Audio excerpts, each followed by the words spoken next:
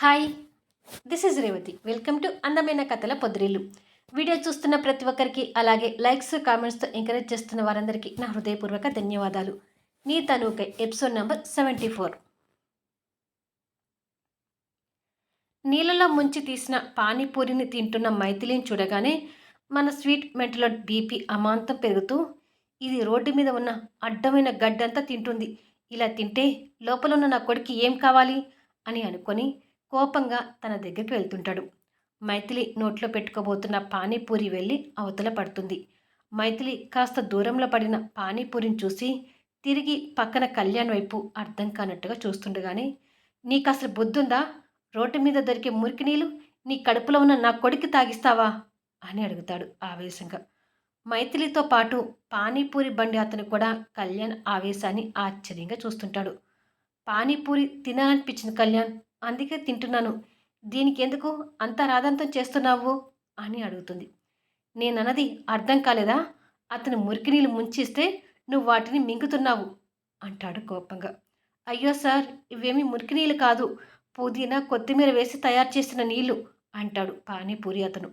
చాలే ఆపు, నువ్వు వాటిని ఎలా అయినా తయారు చేయొచ్చు, కానీ నీ చేతులు ఆ నీటిలో ముంచివ్వడం లేదా అని అడుగుతాడు అతన్ని ఇంకా కోపంగా చూస్తూ.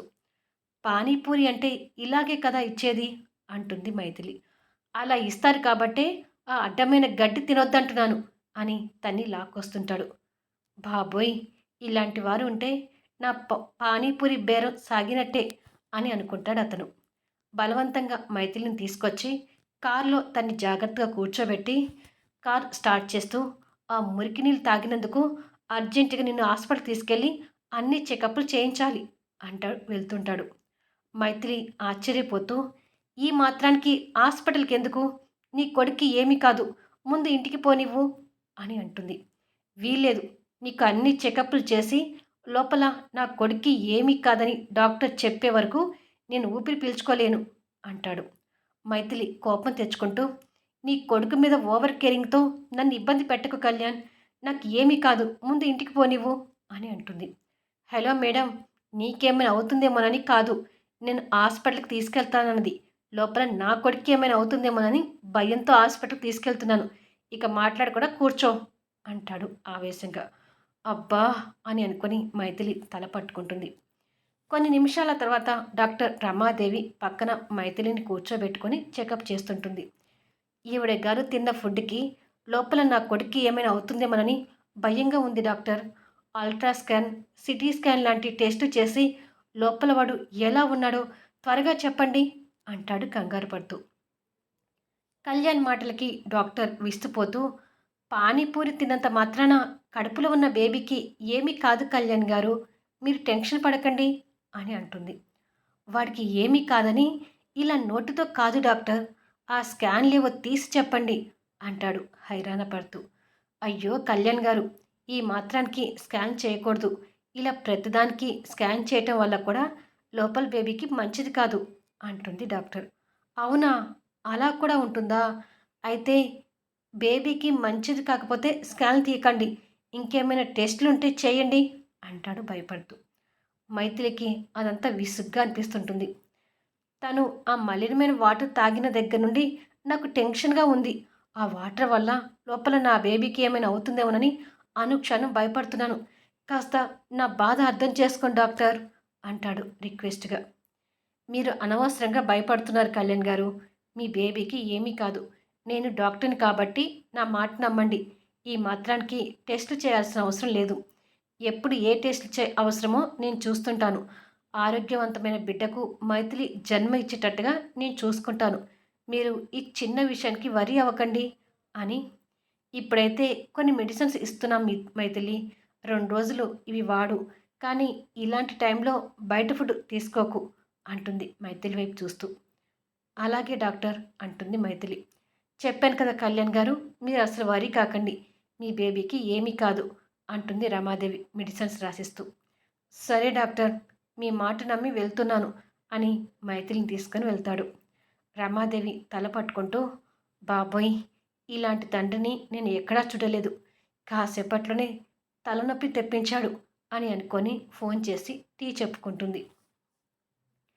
కళ్యాణ్ తిరిగి మైథిలిని కారులో తీసుకొస్తూ, చూడేనిమి, నా కొడుకుని నా చేతిలో పెట్టే వరకు ఇలా రోడ్డు మీద దొరికే అడ్డమైన ఫుడ్ తిన్నావంటే ఊరుకోను. నీకు అలాంటివి ఏమైనా తినాలనిపిస్తే మీ అమ్మగారితో గానీ, మా గ్రానీతో గానీ చెప్పి చేయించుకో. అంతేకానీ ఇలా రోడ్ల మీద పడి తినకు అని వాదిస్తుంటాడు. నువ్వు చేసిన రాద్ధాంతానికి నాకు బుద్ధొచ్చింది. ఇక తిననులే అంటుంది కోపంగా. కొద్దిసేపటికి తన్ని ఇంటి దగ్గర డ్రాప్ చేసి వెళ్తాడు. అమెరికాలో శ్రేయ దుఃఖం ముంచుకొస్తున్న కోపంతో దిగులుగా కూర్చొని ఉంటుంది. ఆర్య కిచెన్లో స్వీట్ తయారు చేస్తూ, అనుకున్నది ఒక్కటి, అయింది ఒక్కటి, బోల్తా కొట్టిందిలే బుల్బుల్ పిట్ట అని ఫోన్లో పెద్ద సౌండ్తో ఎన్టీఆర్ సాంగ్ పెట్టి శ్రేయ పరిస్థితిని చూస్తూ స్వీట్ చేయడంలో ఎంజాయ్ చేస్తుంటాడు. కానీ శ్రేయకి ఆ పాట వింటుంటే మండిపోతుంటుంది. కొద్దిసేపటికి ఆర్య రెడీ చేసిన స్వీట్ని ఒక బౌల్లో పెట్టుకొని తీసుకొచ్చి తన ముందు పెట్టి, నేను నీలాగా కాదు శ్రేయ, స్వీట్ చాలా బాగా చేస్తాను, ఒక్కసారి టేస్ట్ చేసి చూడు అని అంటాడు వెటకారంగా. శ్రేయ కోపంతో స్వీట్ బౌల్ పక్కకు పెట్టి, నేను ఇంత బాధపడుతుంటే నీకంత వెటకారంగా ఉందా ఆర్య అని అడుగుతుంది. ఏం చేయను మరి, కళ్యాణ్ నీకు దగ్గరవడని చిలక్కి చెప్పినట్టు చెప్పాను, వినలేదు. మైథిలి ఎలా గర్భవతి అయితే ఏంటి, కళ్యాణ్ బిడ్డకి తల్లి అవుతుంది అంటే వాళ్ళ ఇద్దరి మధ్య ఒక బంధం ఏర్పడబోతుంది. కళ్యాణ్ మైథిలి ఇప్పుడు కలవకపోయినా ఇక ముందైనా ఒక్కడిగా కలుస్తారులే అని చెప్పడానికి ఆ బంధమే నిదర్శనం అంటాడు. శ్రేయ కోపంగా చూస్తూ, కలలు కనుకో ఆర్య, మైథిలి కళ్యాణ్ని పెళ్లి చేసుకొని కాపురం చేసి ఆ బిడ్డని కనడం లేదుగా, కేవలం సరోగసి గర్భం ద్వారా మాత్రమే కంటుంది. అంటే ఆ బేబీకి మైథిలికి ఎలాంటి సంబంధం లేదు. కళ్యాణ్ ఇలా బిడ్డని కనడం వల్ల నేను నష్టపోయేది పెద్దగా ఏమీ లేదు. కళ్యాణ్ నాకు దక్కడు అనుకోవటానికి ఇది అసలు కారణమే కాదు. ఎప్పటికైనా కళ్యాణ్ నాకు దగ్గరయ్యేవాడే, నాకు చెందాల్సిన వాడే. ఒక్కటి చెప్తున్నాను, బాగా గుర్తుపెట్టుకో ఆర్య, నేను మైథిలిలా కాకుండా ఎప్పటికైనా కళ్యాణ్తో బెడ్ షేర్ చేసుకొని కళ్యాణ్ బిడ్డకి నేను తల్లినవుతాను. ఇది జరగకపోతే నా పేరు శ్రేయనే కాదు అంటుంది నిప్పులు కక్కుతున్న కళ్ళతో. ఆ సమయంలో ఆర్య కూడా శ్రేయ చూపులకు మాటలకు భయపడుతుంటాడు. నేనుండగా ఆ మైథిలి కళ్యాణ్ ఎప్పటికీ దగ్గర కాలేరు. అలా అవ్వాలనుకుంటే వాళ్ళ మధ్యలోకి నేను ఎలా వెళ్ళాలో నాకు బాగా తెలుసు అని కోపంగా చెప్పి స్వీట్ బాల్ని కాల్తో తన్ని వెళ్తుంది. నేలపాలైన స్వీట్ని ఆర్య బాధతో చూస్తుండిపోతాడు. లత కొడుకు ఈశ్వర్ మాటలు విని ఆశ్చర్యపోతూ, వామ్మో వామ్మో, ఇంత జరుగుతుందా, ఆస్తి మనకు దక్కకుండా ఆ ముసల్ది బాగానే ప్లాన్ చేసిందన్నమాట, అసలు ఇదంతా నీకెలా తెలిసిందిరా అని అడుగుతుంది. ఆ అన్నసూరం గారు నాన్నని ఎక్కడైతే దాచిపెట్టిందనే అనుమానంతో కొన్ని రోజులుగా తనని ఫాలో అవుతున్నానమ్మా. నాన్న ఆచూకీ తెలియలేదు కానీ ఆస్తిని మన చేతికి దక్కకుండా చేయటానికి మైథిలి అనే అమ్మాయిని సరోగసి మదర్గా ఎంచుకొని మనవడిని తండ్రిని చేస్తుందని తెలిసింది. అందుకే రౌడీలను పెట్టి ఆ మైథిలిని చంపేయాలని చూశాను. కానీ ప్లాన్ ఫెయిల్ అయ్యింది.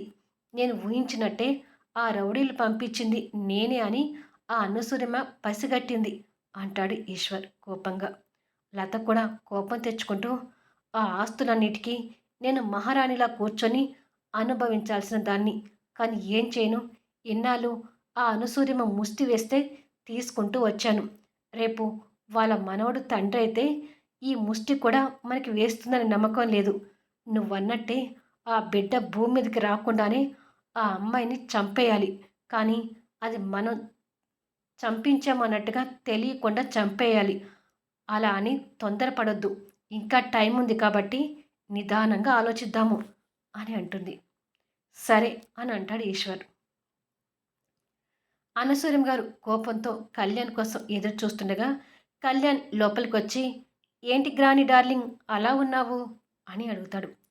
నిన్న అసలు మైథిలి ఇంటికి ఎవరు వెళ్ళమన్నారు అని అడుగుతుంది అదే కోపంతో.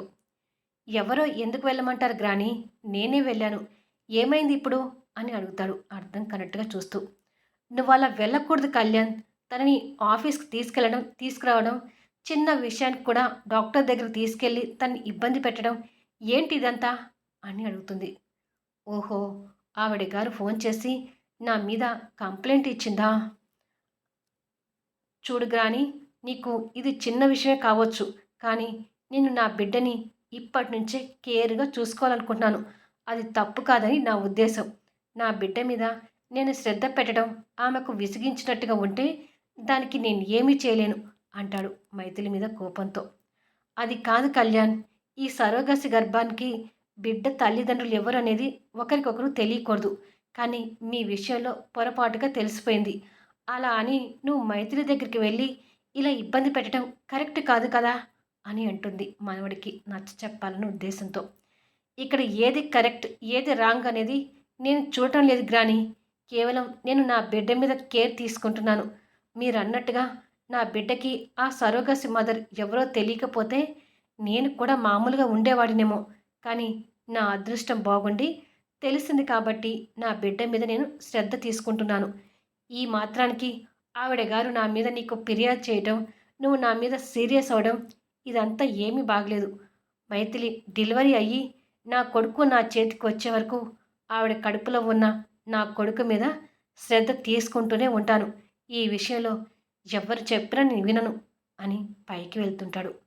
ఒరేయ్ కళ్యాణ్ ఆగరా అంటుంది అనసూయం గారు. కానీ కళ్యాణ్ వినిపించుకోకుండా సీరియస్గా వెళ్తుంటాడు. ఏంటో పెంచిన నేనే వీని అర్థం చేసుకోలేకపోతున్నాను. అసలు పుట్టే బిడ్డ మీద ప్రేమ చూపిస్తారో లేదో అనుకున్నాను. అలాంటిది ఇలా అతి ప్రేమ చూపిస్తూ మైథిలిని ఇబ్బంది పెడతాడనుకోలేదు. చివరికి బిడ్డ మీద ప్రేమతో నా మాటను కూడా ఇలా ధిక్కరిస్తాడని అస్సలు ఊహించలేదు అని అనుకొని బాధపడుతుంటుంది. కళ్యాణ్ రూమ్లోకి వెళ్ళి మైథిలికి ఫోన్ చేస్తుంటాడు. కానీ తన ఫోన్ కంటిన్యూగా ఎంగేజ్ వస్తుంటుంది.